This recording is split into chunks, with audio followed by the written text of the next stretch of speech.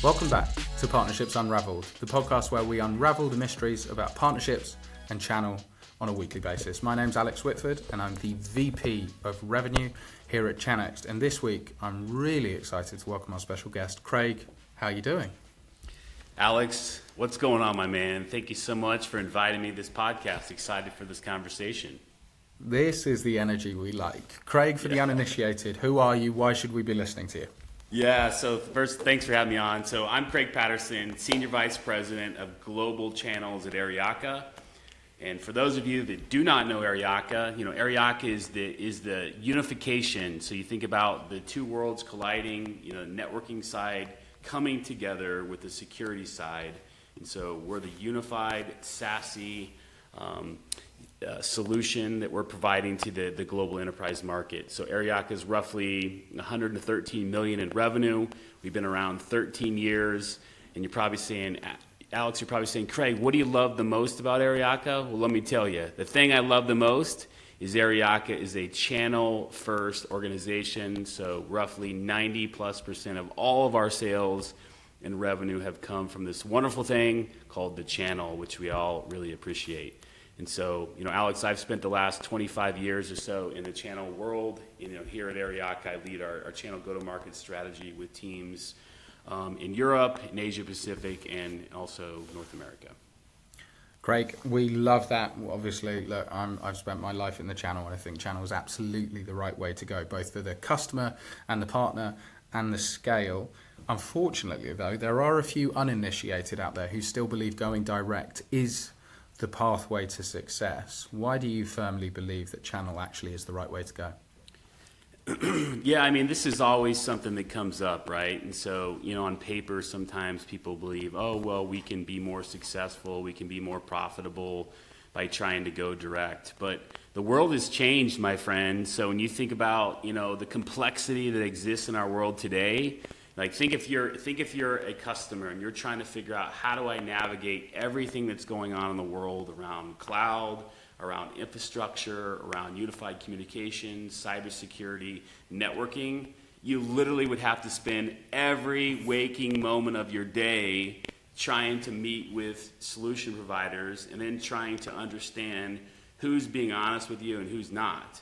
And so the reality is, because of the complexity of the world today, most enterprise clients, like we believe, I believe that, 85% of all global enterprise clients today are using some sort of channel relationship to really help guide them, to help understand how to solve the complexities that they're dealing with day in and day out within their own business. And so, I think at the end of the day, like, you've got to understand the market, you've got to understand how customers want to buy services, and you got to embrace it. And so I've always been a big believer around that, is you align your strategy around, the best way for companies to engage with you, and let them decide how they want to buy services. If they want to buy through channel, great, because I believe, 80+% of the time they're going to buy through channel.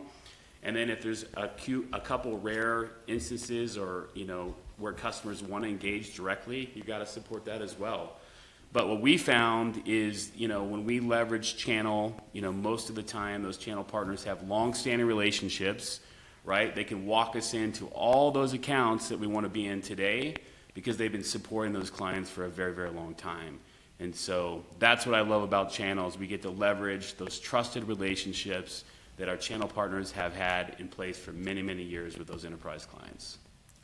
And you're talking there about a shift, right? Meeting the customer where they need and the value that your partners can provide. I think one of the big shifts that we're seeing a lot in the market now is the channel and brands themselves are moving away from a more transactional model. And so there's almost a two-tier education there. You need to educate the partner on why moving away from transactional is valuable, both valuable for the customer and for the partner, and then also educate them on how to take those steps. How do you sort of see that? Well, I think the channel itself is sort of, is in the process of growing a bit, right? And a lot of these different business models are starting to shift. You look at your market, right? You coming from, Europe and the London market, there's a lot of disruption happening there today. You think about the traditional kind of consulting business models are now being disrupted as new kind of agent models are coming to bear throughout the European marketplace. And then you look at the traditional resellers out there, right? And you think of, the typical business model there where they set a buy rate with their provider. They add their own management on top, they add their own margin on top, and then they resell those services to the end user clients. Like what we're seeing is all these business models are starting to sort of merge together.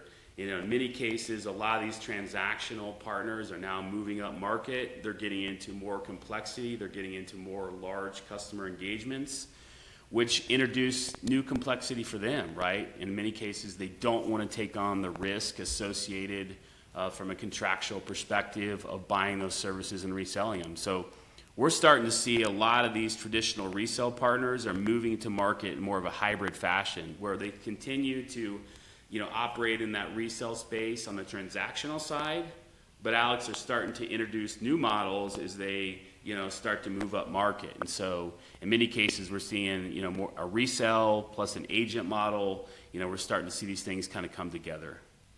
Yeah, I love that, right? Because I think partners are always looking to see how they can maximize their value to the customer, because partners who do maximize their value make a lot more money, right? And some of that Exactly. always entails heading up market, adding customizability, which adds complexity, which adds margin, right? And so some of that's services, some of that's reoccurring revenue, but deepening that value. I know I had recorded a great podcast with AWS, which will be hitting the Spotify and YouTube soon, where they talk about adding that complexity and customization for the end user, which is just the rich opportunity for the partner, right? And that services margin there is obviously awesome. Absolutely. We're seeing it the same way, my friend. Now, the big buzzword of 2024, and I think we're going to look at this as a new age of technology, AI. And now I like to separate AI into two conversations, both of which we're going to have today, which is how is AI changing your product and how is AI changing your go-to-market? So what are the considerations, especially where Aryaka is today in terms of product set? How is AI influencing that sort of product growth and mapping into those enterprise customers? Yeah, no, I love this question. I mean, the reality is, typically in every engagement, I think within the first 3 minutes of a conversation with the client, they're asking you the same thing, because every client wants to know, what is your strategy around AI? So the way we've broken it down, Alex, is, we kind of have 3 different pillars, like in terms of the way we're viewing AI and the way we're integrating AI into our solution set. So the first really is around the networking side. And you think about the way AI is the workloads associated with AI, right? Typically these large language models, or LLMs, right? The amount of bandwidth, the amount of infrastructure required to transmit that data is quite substantial. And so when you think about our solution set, Aryaka is very well positioned because we built this global layer 2 infrastructure that is poised to really help efficiently and effectively, drive those workloads around LLM over, a secure, dedicated global infrastructure. So, really we're enabling AI from a network perspective. And the second pillar, Alex, is around security, right? So you think about now the introduction of AI, and the fact that AI is now in the hands of some bad actors, right? And they're taking these AI and they're creating new vulnerabilities, they're creating new threats, they're creating new breaches, right? By leveraging AI against all of us. And so at the end of the day, our second pillar is really protecting the infrastructure. And so you think about our new solution set around SASE, it essentially does all that. So we're going to stand up the network side, we're going to protect your infrastructure, protect your network against all these bad actors out there, as they continue to leverage AI against all of us. And so the third pillar really is the insights. And, when we talk about insights, we're talking about observability. How can we take AI, how can we introduce AI into our infrastructure and give customers the insights they need to make informed decisions? And so we've introduced AI, we're using it to give the analytics, we're using it to look at traffic flows, look at traffic patterns, looking at the different logging that's going on across the network. And so at the end of the day, we're giving observability to our clients so they can use those analytics to make decisions on how to more effectively and efficiently run their business. And so, as we look at the first two pillars, the third for us is around observability, right? So when you think of observability, it's really giving the insights, right, giving the analytics to our customers so they can make decisions on how to more effectively and efficiently, handle their networking and security policies. And so we're introducing AI into our infrastructure. We're giving those analytics to our customers so they can make those decisions, leveraging the logging, leveraging traffic flows so they can make more informed decisions. And so that's how we're thinking about AI, Alex, is, one, around the networking side, enabling AI. Number two, around security, protecting the infrastructure. And three, giving our customers the observability to make better decisions on how to be more efficient. I love that, especially point three, right? I think there's some amazing tools that I'm seeing there which are connecting sort of different databases, different systems, and allowing them to communicate with each other. And because you're skipping that swivel chair process and allowing people to make better decisions because they've got not just data but analysis being presented to them, that can sharpen up both efficiency and accuracy. Exactly. Awesome. Now, the bit that really speaks to me, maybe because I run a sales organization and I'm obsessed with being the world's laziest but best paid salesperson. That's what I'm aiming for. AI affecting how you go to market, I think, is an unbelievably interesting subject, because I can imagine how AI is going to affect a direct go to market, because it's all my team. We're all using the same technology, nice and easy. How does it affect a channel go-to-market is really complicated, but the upside, enormous. Well, I mean, I think it's going to affect every piece of the channel, strategy itself, right? When you start to break it down, I mean, it's going to really enable our channel organization and companies to be more effective and more efficient in terms of, one, how they prospect. You think about their ability to create their ideal customer profile and their ability to create their target accounts, right? They're going to be able to lay all that out in a very quick and efficient manner. But then you think about, well, how do I create engagement with those customers? Well, now I can leverage a whole new slew of AI tools to create demand gen, right? From an outreach perspective, from a BDR perspective. I mean, now there's AI tools that can do cold calling that aren't actual agents. It's just AI dialing into target accounts. So I think it's really going to transform the way customers are approached by the channel, right? I think that's the first piece. And then you look at the customer support, like the fact that now channel can leverage AI tools to provide a better customer support, in terms of like AI chatbots, in terms of virtual assistants, things along those lines. There's a whole new array of opportunity for partners to add in new AI tools around enhancing their customer support. And then, of course, the analytics too. It's going to give the channel companies the ability to run analytics against their own business to, one, predict churn. I'm going to be able to look at certain triggers going on within my customer portfolio, looking for risk associated with churn.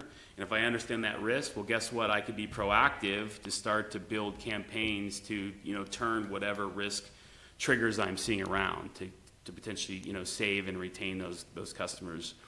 But also, like, the analytics are going to give them, insights into future growth opportunities in terms of their base of customers.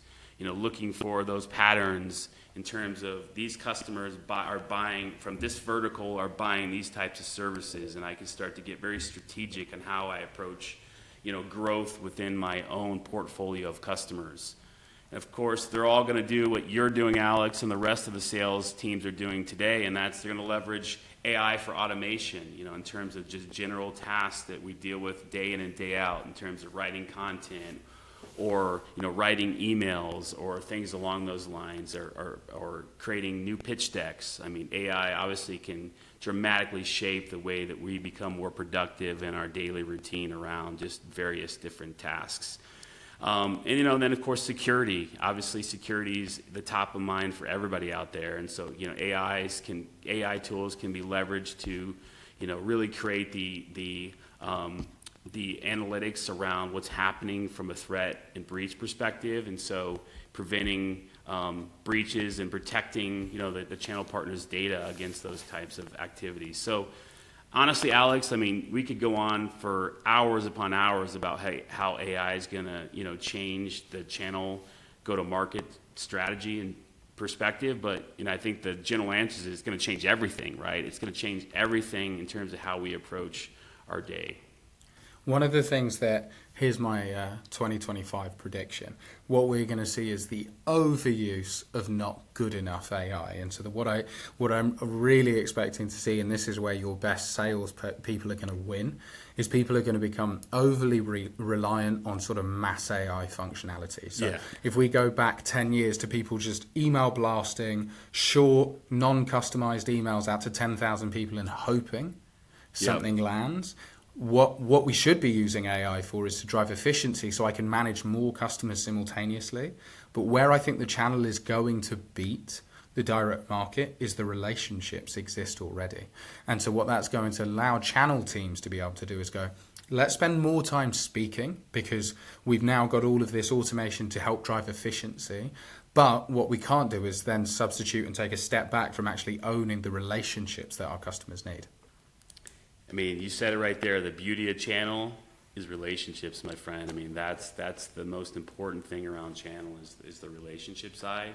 And it's funny you say the overuse of tools. Like I see that every single day as I start my day. I get a cup of coffee and I log into LinkedIn. Like you can almost see now the content that's 100% being created through AI tools. Right? Like I'm able to see it now, the people that are actually leveraging AI every single day to write their own content on LinkedIn. You probably see it as well, where they're just overusing it. So I agree with you 100% there.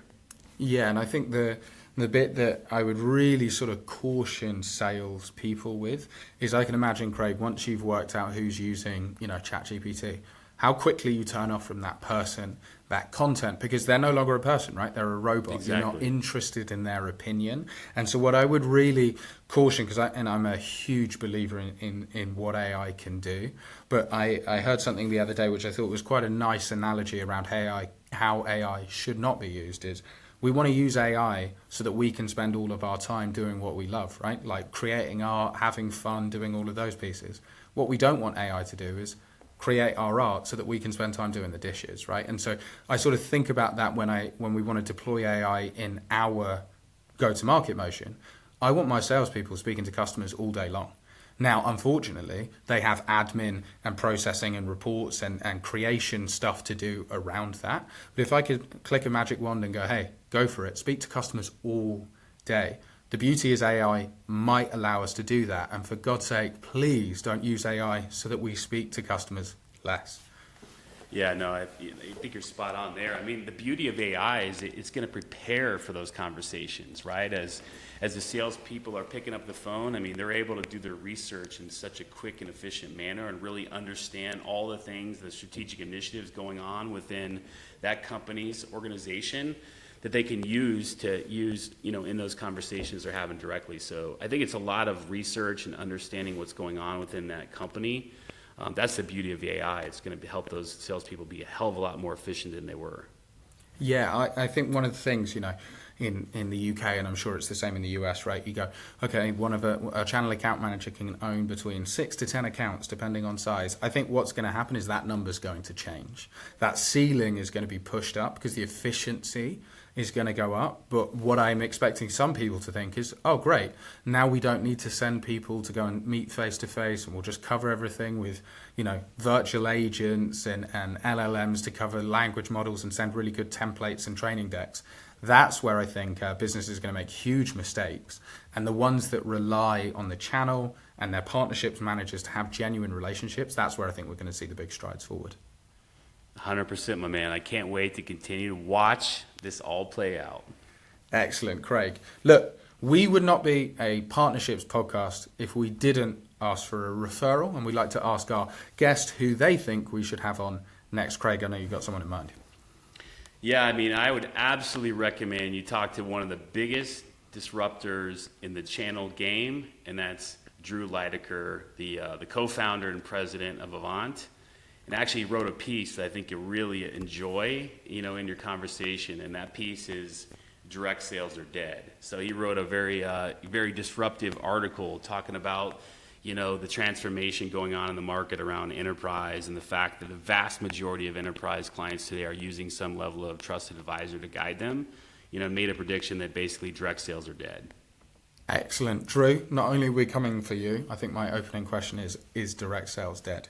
Craig, There you go. It's been an absolute pleasure to have you on, buddy. Thank you so much. And for our listeners, I hope you enjoyed Craig and his awesome insights.